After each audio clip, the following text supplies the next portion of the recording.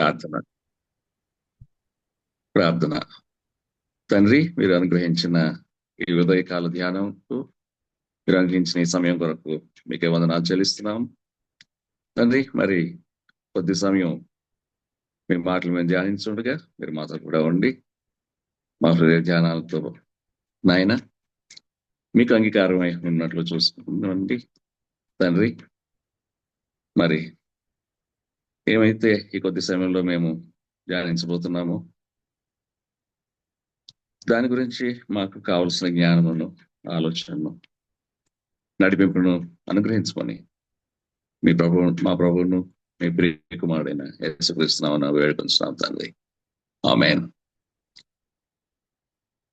మరి దేవుడు మనకి అనుగ్రహించిన ఈ ఉదయకాల ధ్యానాన్ని బట్టి ఆయనకి మరొకసారి స్తుతులు చెల్లించుకుందాం.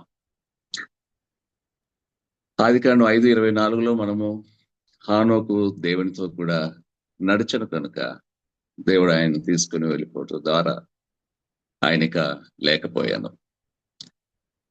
దేవునితో కూడా నడవటం, దాని గురించి మరి ఈ కొద్ది నిమిషాలు ధ్యానం చేద్దాం. హానోకు దేవునితో మరి 300 సంవత్సరాలు నడిచారని ఉన్నది. దానితో మరి ప్రభు చావు అనేది తను చూడకుండా తనని తీసుకుని వెళ్ళిపోయారు. అదేవిధంగా ఆదికాండంలో 6:9 నోవహు గురించి చూసినట్లయితే 6:9 నోవహు దేవునితో కూడా నడిచిన వాడు అని ఉంటుంది. మరి నోవహుకి ఏమొచ్చింది అని అంటే, మరి ఏం పొందగలిగాడు అని అంటే, ఆ సమయంలో మరి ఈ భూమి అంతా కూడా చెడుతో నిండి ఉండటంతో ఆయన తుడిచిపెట్టాలన్న నిర్ణయం తీసుకున్నప్పుడు ఆ జల ప్రవాహం నుంచి నోవహు తనతో కూడా వాడిలో ఉన్న వారిని మాత్రమే రక్షించారు. వారు మాత్రమే రక్షింపబడ్డారు. అవి చూస్తున్నప్పుడు నాకు ఆదాము అవ్వలు గుర్తుకొచ్చారు. చల్లపూట దేవుడని యెహోవా వారితో కూడా నడవటానికి, వారితో సంభాషించటానికి ఇష్టపడ్డారు. దానిని వారు నిలబెట్టుకోలేకపోయారు. ఆయనతో ముఖాముఖిగా నడుస్తూ మాట్లాడుతూ ఉండే ఆ యొక్క ప్రివిలేజ్ ఏదైతే ఉన్నదో చాలా కొద్ది కాలంలోనే దాన్ని వాళ్ళు పోగొట్టుకుని ఆ ఏదైనా వనంలో నుంచి వెలివేయబడ్డారు. అందుకే నాకు హానోకు విషయంలో ఆశ్చర్యం అనిపించింది. 300 సంవత్సరాలు మరి దేవునితో కూడా నడిచారట. అంటే దేవునితో కూడా నడిచే వాళ్ళు తట్టులేటానికి అవకాశం లేదు. మరి అట్టి గొప్ప నడకను హానోకు దేవుడు అనుగ్రహించారు. కొత్త నిబంధనలోకి వచ్చినట్లయితే మరి నాకు శిష్యులతోనే స్టార్ట్ చేయాలని అనిపించింది. మరి ప్రభు 12 మంది శిష్యుల్లో ఆయన పిలవటానికి వెళ్ళినప్పుడు మొదటి శిష్యుని చేసుకోవడానికి మార్కు 1:16-20 ఉంటుంది. అది సీమోనును అతని తమ్ముడైన ఆంద్రేయ వలలు వేయుట చూచి నా వెంబడి రండి అని యేసు పిలిచారు. వాళ్ళు వలలు వేస్తున్నారు సముద్రంలో. నా వెంబడి రండి అని ప్రభు పిలిచారు. వెంటనే వారు తమ వలలు విడిచి ఆయనను వెంబడించరు. ఈ వెంటనే అన్న పదం నాకు చాలా నచ్చింది. ప్రభు పిలుపు అందుకున్న వెంటనే వారు వలలు విడిచిపెట్టి ఆయనను వెంబడించారు. అదేవిధంగా యోహాను, యాకోబు అతని సోదరుడైన యోహాను కూడా వాళ్ళు కూడా వలలు బాగు చేసుకుంటుండగా తమ తండ్రి జబదయి పడవలో యేసు పిలవగానే, అంటే ఇక్కడ మార్కు 1:16-20 ఎలా ఉందంటే వెంటనే వారిని పిలువగా అని ఉంది. నాకు ఎందుకు ఆశ్చర్యం వేసింది. వెంటనే ప్రభు పిలవటం ఏమిటి అని చెప్పి ఇంగ్లీష్ ట్రాన్స్లేషన్ లో ఏమైనా తేడా ఉందా అని చూశాను. అక్కడ కూడా అలానే అనిపించింది. అలా కాదని మత్తయిలోకి వెళ్ళాను. మత్తయిలో చూస్తే 4:22 ప్రభువు పిలవగా వెంటనే వారు తమ ధోనెను తమ తండ్రిని అంటే జబదయి అయిన తండ్రిని విడిచిపెట్టి ఆయనను వెంబడించరు అని ఉంది. కాబట్టి ఇక్కడ కూడా వెంటనే వెంటనే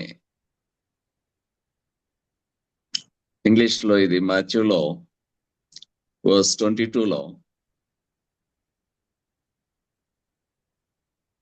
Jesus called them and immediately they left the boat and their father and followed him. So దేవునితో కూడా నడవటానికి, దేవుని వెంబడించటానికి ఆ శిష్యులందరూ కూడా ఎంతో ఆసక్తి చూపి వెంటనే ఆయనతో కూడా వెళ్ళటానికి ఇష్టపడ్డారు.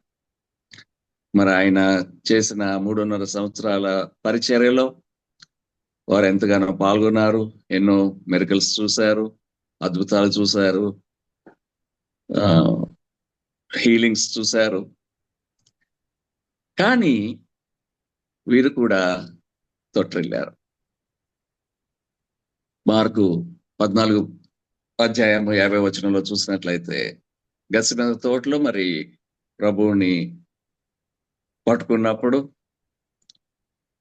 ఆయనని అప్పగించిన రాత్రి వారందరూ ఆయనను విడిచి పారిపోయారు. అలాగే వారిలో ఇద్దరు ఎమ్మాయి గ్రామానికి తిరిగి వెళ్ళిపోతున్నారు. అది కూడా ఎప్పుడండి? ఖాళీ సమాధిని చూసిన తర్వాత కూడా. పేతురు లేరు లేచా అని చెప్పినా కూడా నమ్మని పరిస్థితుల్లో లోక 24:13లో మనకుంటుంది, వారిలో ఇద్దరు ఎమ్మాయి గ్రామానికి తిరిగి వెళ్ళిపోతూ ఉండగా అప్పుడు యేసు తానే దగ్గరకు వచ్చి వారితో కూడా నడిచాను. 15వ వచనంలో చూస్తాం. ఈ శిష్యులు అంతగా ప్రభువుని ఎరిగి కూడా మరి విడిచిపెట్టి వారి పనుల్లోకి తిరిగి వెళ్ళటానికి సిద్ధపడ్డారు. కానీ ప్రభు వారిని విడిచిపెట్టలేదు. ఎందుకంటే యేసు తానే దగ్గరకు వచ్చి వారితో కూడా నడిచాను. నాకు ఎంతో సంతోషం అనిపించింది ఈ వాక్యం చదువుతున్నప్పుడు. మనం దారి తప్పిన ప్రభు మనతో నడిచి సరైన మార్గంలో నడిపిస్తారు, సరైన మార్గదర్శకం చేస్తారు అని నాకు అనిపించింది. వారు విడిచిపెట్టి వెళ్ళిపోతున్నా కూడా ప్రభువు తానే దగ్గరకు వచ్చి వారితో కూడా నడిచాను. సో మనం ఎవరితో నడుస్తున్నాము, ఏ మార్గంలో నడుస్తున్నాము? దారి తప్పుతూనే ఉంటాము మనం మానవులం కనుక. మరి మనుషుని స్వభావం అయితే ఎప్పుడు దానిలో చెడుతనం ఉన్నదని వాక్యం కూడా చెప్తా ఉంది. కానీ ఆయన మార్గంలో మనం తిరిగి రావాల్సి ఉంటాం. తప్పులు జరుగుతాయి, తొట్టిల్లుతాము, మార్గం తప్పుతూ ఉంటాము. మరి ఈ ఇరుకైన మార్గంలో కంటే కూడా విశాలమైన మార్గం చాలా ఇంపుగా కనిపిస్తూ ఉంటుంది. మరి అబ్రహాం బ్రదర్ యొక్క సహోదరుడు చూసుకుని ఆహా ఇది బాగుంది కదా అని చెప్పేసి లోతు ఇంపుగా కనిపించిన ప్రాంతానికి వెళ్ళిపోయాడు. అక్కడికి నడిచి వెళ్ళాడు, ఆ ప్రాంతానికి తరలిపోయాడు.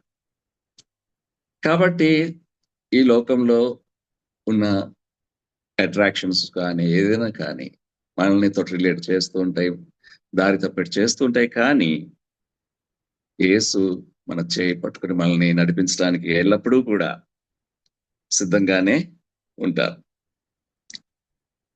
మరి శిష్యులు దారి తప్పారు నిజమే, కానీ తర్వాత ప్రభువు వారిని కలిసిన తర్వాత మీరందరూ కూడా పట్టణంలోనే నిలిచి ఉండండి అని ఎప్పుడైతే చెప్పారో వాళ్ళు ఆ మాట విన్నారు, పరిశుద్ధాత్మను పొందారు. వారి జీవితకాలం అంతా కూడా యేసుతో కూడా నడిచారు. ఆఖరికి వారందరూ కూడా హతసాక్షులు అవటానికి యోహాను తప్ప అందరూ కూడా సిద్ధపడ్డారు. ఈ యేసుతో నడవటం అని అన్నప్పుడు నా సిస్టర్ రాసిన ఒక పుస్తకం గుర్తుకొస్తూ ఉంటుంది. My life with Christ alongside, ప్రభు తోడుగా నా జీవితం అని ఒక పుస్తకం రాసి తన జీవితంలో తను ఏ విధంగా ప్రభుతో కూడా నడిచింది, దానివల్ల తను ఏ విధంగా ఎన్నో అద్భుత కార్యాలు తన జీవితంలో ఎలా చూసింది, తన అనుభవాలు అవన్నీ కూడా నా సిస్టర్ తెలియజేయడం జరిగింది. కాబట్టి మనం ప్రభుతో నడవాలి అన్నది అయితే తెలుసుకోవాలి, నేర్చుకోవాలి. మరి ఏ విధంగా నడవాలి అన్న దానికి ఒక 2-3 రిఫరెన్సెస్ మాత్రం చూసుకుని ముందుకు వెళ్ళిపోదాం. మీకా 6వ అధ్యాయము 8వ వచనంలో వాక్ హంబ్లీ, దీన మనసు కలిగి నడుచుకోవాలన్న విషయము ఉన్నది. 6-8వ వచనంలో మనుష్యుడా ఏది ఉత్తమమో అది నీకు తెలియజేయబడినది, న్యాయంగా నడుచుకొనుటయు కనికరమును ప్రేమించుటయు దీన మనసు కలిగి దేవుని ఎదుట ప్రవర్తించుటయు ఇంతే కదా యెహోవా నిన్ను అడుగుచున్నాడు.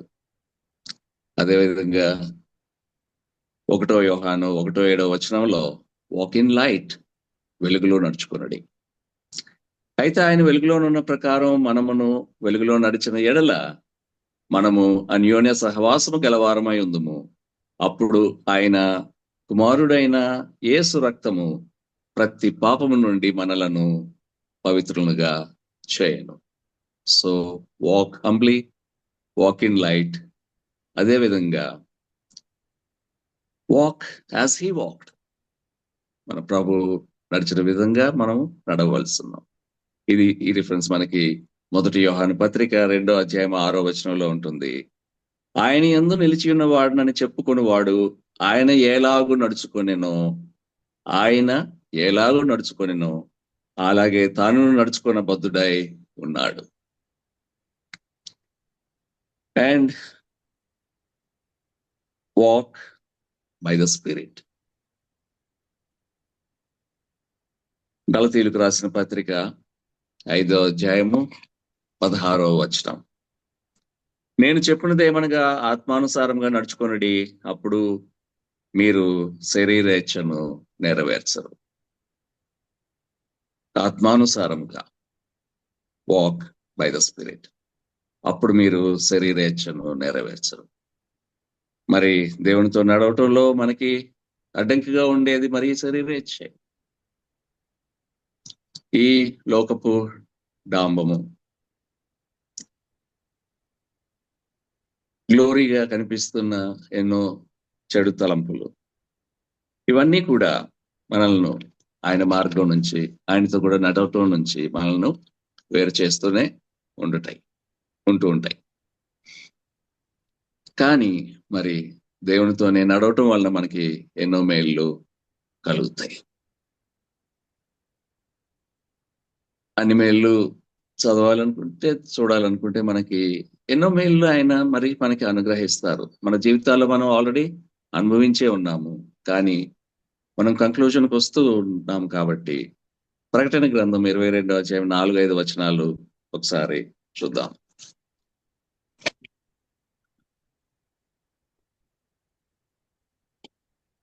ప్రకటన గ్రంథము 22వ అధ్యాయము 4-5 వచనాలు. ఆయన దాసులు ఆయనను సేవించుచు ఆయన ముఖ దర్శనము చేయుచుందరు, ఆయన నామం వారి నొసల నుండును. రాత్రి ఇక ఎన్నెన్నడూ ఉండదు, దీపకాంతి అయినను సూర్యకాంతి అయిన వారికి అక్కర్లేదు, దేవుడైన ప్రభువే వారి మీద ప్రకాశించును, వారు యుగ యుగములు రాజ్యము చేదురు. ఎంత గొప్ప ప్రివిలేజ్ ప్రభు మనకి ఇస్తున్నారండి.